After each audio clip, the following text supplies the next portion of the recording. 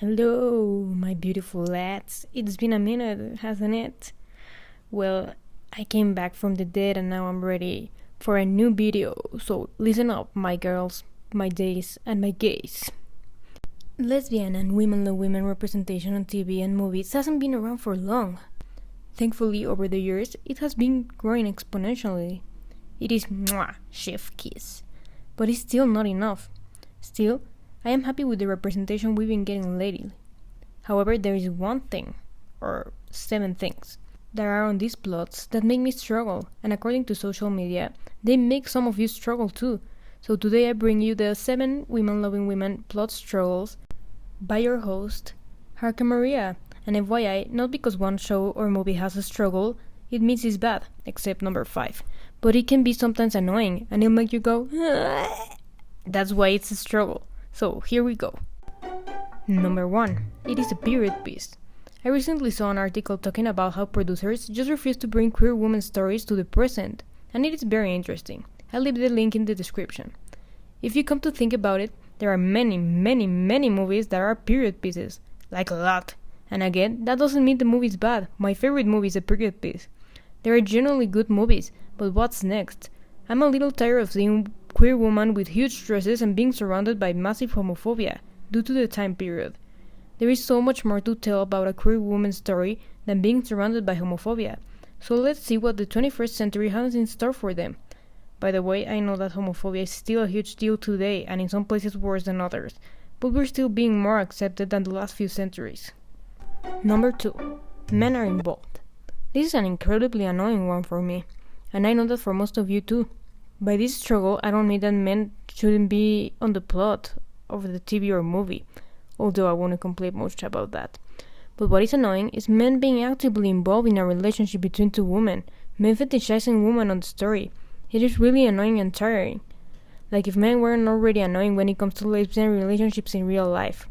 If I wanted to see men commenting on lesbian relationships, I would not be watching TV. Like, hello. This is a big struggle. One of the beautiful things about women-loving women relationships is that you don't actually have to talk to men. So, it isn't that hard to understand. All you have to do is talk to any lesbian and ask them about it. But the whole men being involved thing can be brought to a whole new level. And that brings us to the 3rd struggle. Number 3. Cheating storyline. This doesn't have to necessarily involve a man, but most of the time it does. It gives vast representation to bisexual people, and them cheating, and if a lesbian cheats on their significant other with a man, it is especially frustrating.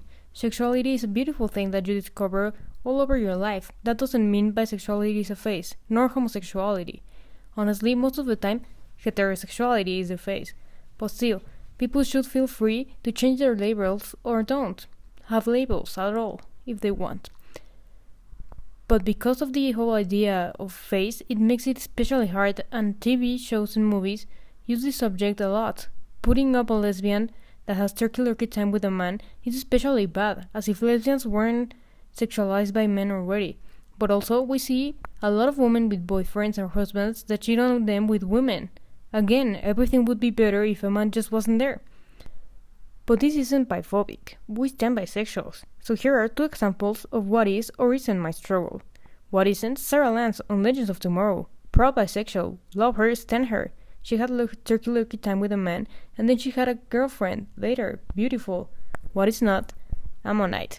Below her mouth. I can think straight. The L word. Skins, etc. Now, there's one thing about this struggle that makes it especially difficult, and it brings us to the next one. Number 4. Discovering sexuality / coming out. One thing that every single queer person has gone through. A lot of these plots, when it comes to TV and movies, are surrounded by cheating due to the discovering sexuality part. We went through it. I personally thank some movies and TV shows for helping me go through this through my adolescence. But not every plot has to be about it. We just have to move on. Another thing that we see is that older women discovering their sexuality and coming out. No judging there. People are allowed to come out and do discover their sexuality on different phases of their lives. But above 25 or 30 is not the default.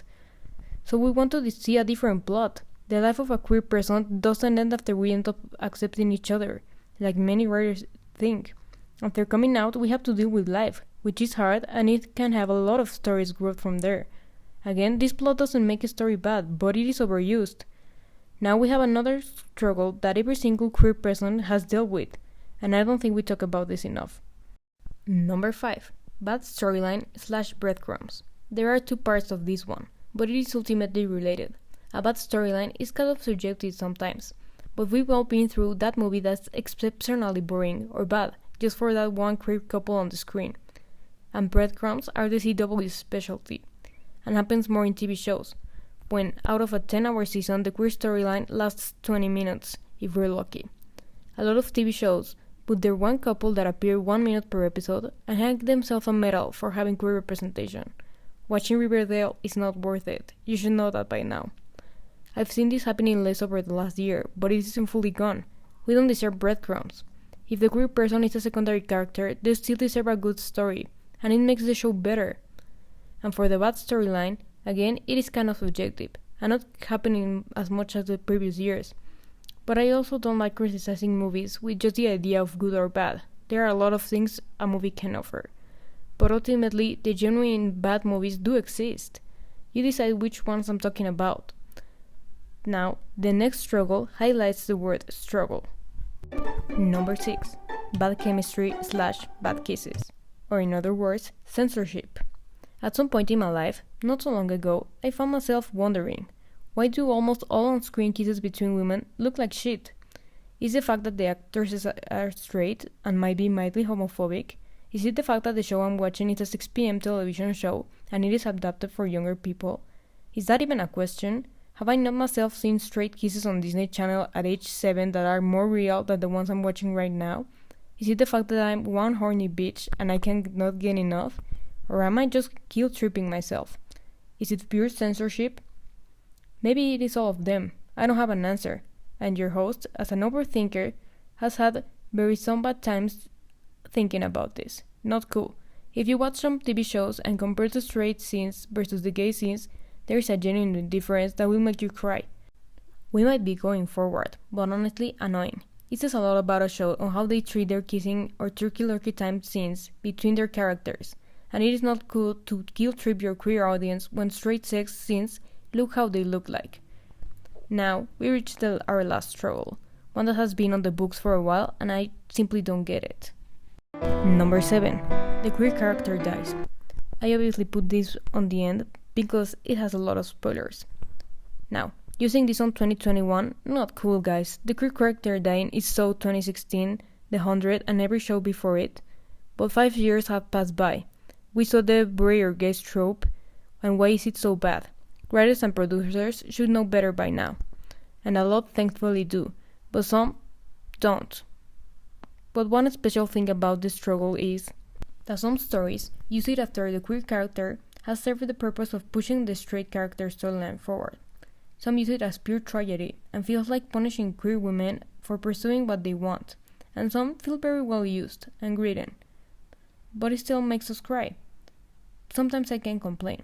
Still, when the queer character dies, it obviously creates a happy ending, and a lot of women-loving women-related stories don't have a happy ending, and sometimes it feels unnecessary, but it is up to you to decide which ones feel more unnecessary than others.